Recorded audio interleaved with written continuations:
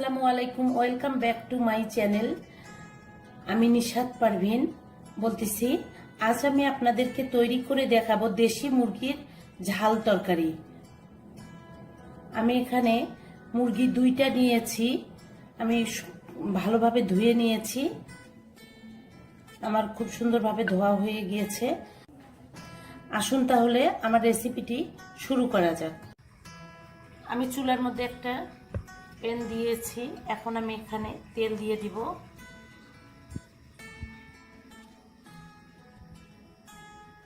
আমি তেল দিয়েছি 1/2 কাপ।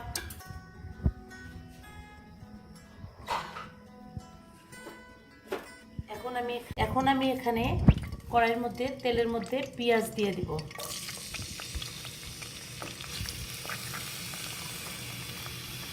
পেঁয়াজ আমি এখানে 10-12টা দিয়েছি, কেটে চিকন করে। এখন পেঁয়াজটা আমি ভেজে নেব তেলের মধ্যে।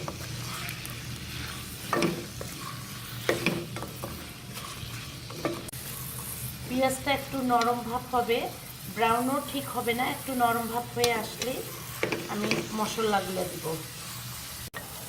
পেঁয়াজটা আমার এখন হয়ে গিয়েছে।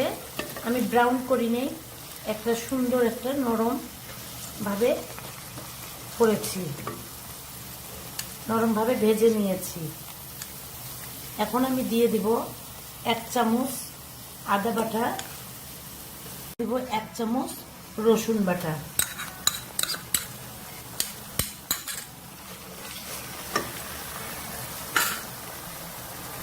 আর এখানে দিয়ে দিব আমি 1 চামচ জিরা পাউডার আর 1 চামচ ধনে পাউডার।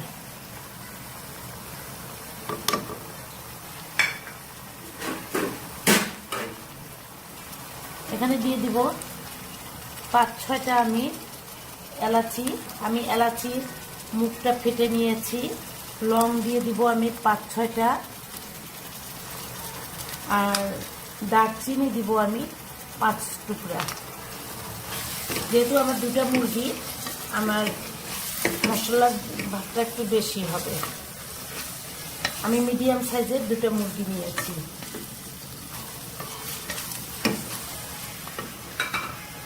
এখন আমি দিয়ে দিব লবণ 1 টেবিল চামচ, স্বাদ মতো। লবণটা আপনারা আপনাদের প্রয়োজন মতো নিয়ে দেবেন। দিয়ে দিব 1 চামচ হলুদ পাউডার, আর দিয়ে নিব 1 চামচ মরিচের গুঁড়া।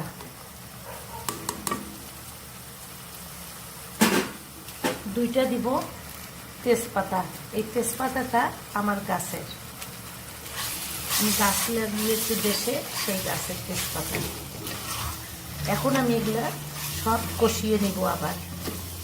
আবার আমি 3-4 মিনিট এটা কষিয়ে নেব মশলাটা।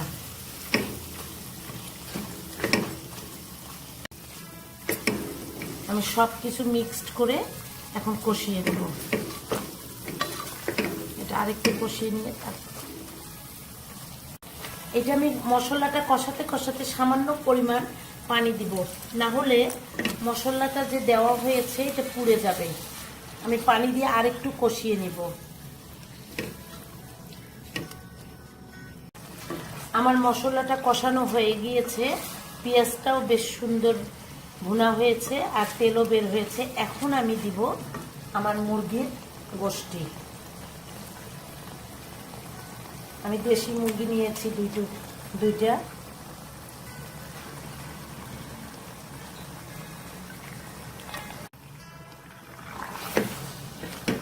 আমি এখন গোশটা কষিয়ে নেব, মুরগির গোশটা।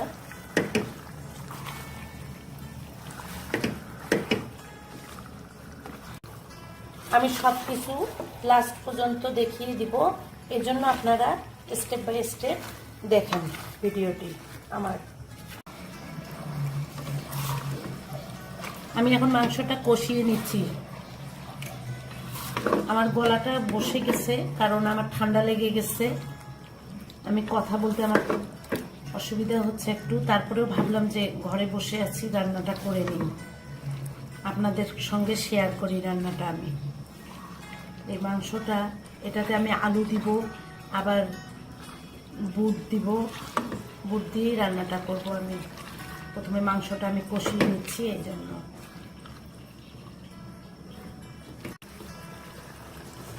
এখন আমি আমার গোশটি কষানো হয়ে গিয়েছে, খুব কষানো হয়নি কারণ আমি বুটটা দিয়ে কষাবো। এই যে বুট আমি 1 কাপ নিয়েছি।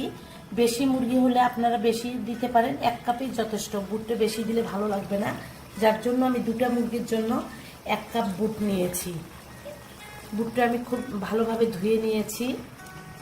এই যে ছেলা বুটটা, এটা আমি ভালোভাবে, এটা গরু মাংসের সঙ্গে খুব সুন্দর ভালো লাগে। আমি মুরগির মাংসের সঙ্গে দিচ্ছি। আমি 1 কাপ বুট নিয়েছি এখানে। আমি বুটটা মুরগির মাংসের সঙ্গে আগে দিলাম এই জন্য যে বুটটা সিদ্ধ হতে সময় লাগে, আর এটা বেশি সিদ্ধ না হলে ভালো লাগবে না, যার জন্য আমি একটু আগেই দিয়ে দিলাম। এটা মাংসের সঙ্গে আমি কষিয়ে নিব, আবারও একটু কষিয়ে নিব।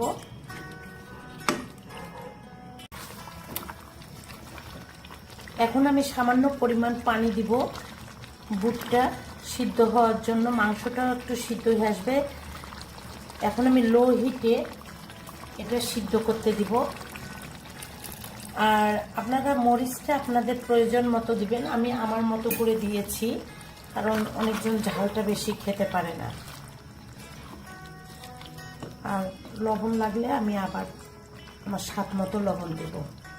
একটু সিদ্ধ করে আমি বুট আর মুরগির মাংসটা এখন একটু সিদ্ধ হতে দিয়ে দিই। এখন আমি বুটটা আমার প্রায় সিদ্ধ হয়ে আসছে। আমি পুরোপুরি সিদ্ধ করি নাই কারণ এখনও আমি মাংসের মধ্যে পানি দিইনি। পুরা সিদ্ধ হওয়ার জন্য মিডিয়াম সিদ্ধ হয়েছে। এর মধ্যে আমি এই একটা আলু কেটে দিব। বেশি আলু দিলে ভালো লাগবে না, যেহেতু বুট আছে। আমি একটা আলু, মিডিয়াম সাইজের আলু কিউব করে কেটে নিয়েছি, কিউব করে কেটে নিয়েছি। এটা এখন আমি মাংসের সঙ্গে দিব। আবারও কষিয়ে নেব কারণ বুটটা একটু সিদ্ধ হতে দেরি হয় বলে আমি বুটটা আগে দিয়েছি। এজন্য আমি আলুটা পরে দিলাম কারণ আলুটা তাড়াতাড়ি করে সিদ্ধ হয়ে যায়। এটা নতুন আলু এখনকার, যার জন্য আমি পরে আলুটা দিলাম।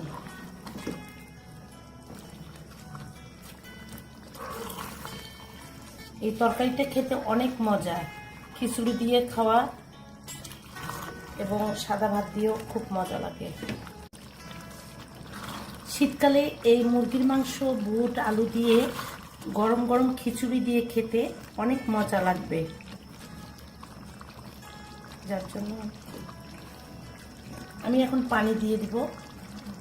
আমার কষানোটা হয়ে গিয়েছে, আমি এখন পানি দিয়ে দিব।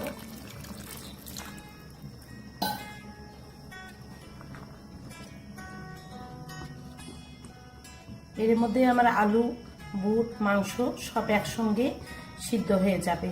আর আমি এখন ঢেকে দিব। এখন মিডিয়াম লো হিটে আলুটা, বুটটা, মাংসটা সিদ্ধ হতে থাকুক। আমি এখন এটা লো হিট করে দিচ্ছি এবং ঢাকনাও দিয়ে দিয়েছি। আমার মুরগির মাংসটা হয়ে গিয়েছে। এখন আমি ঢাকনাটা খুলে দেখব।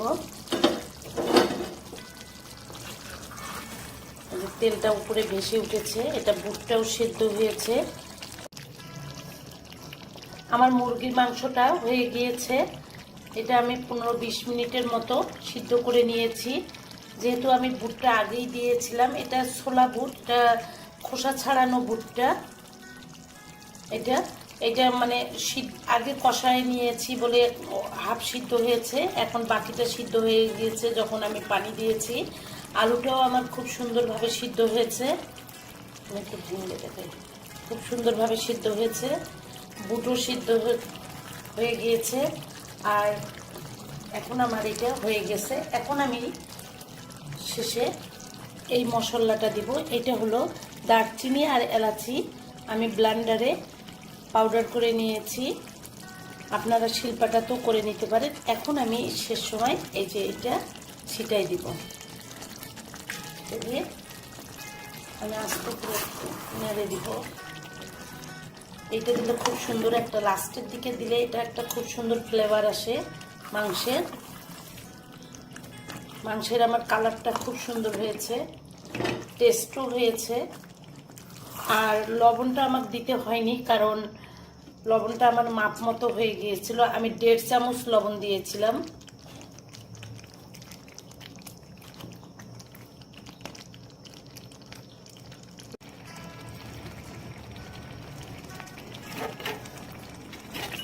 আমি মুরগির মাংসটা 15 মিনিট ধরে কষিয়ে নিয়েছিলাম আলু বুট দিয়ে এবং আলু দিয়ে।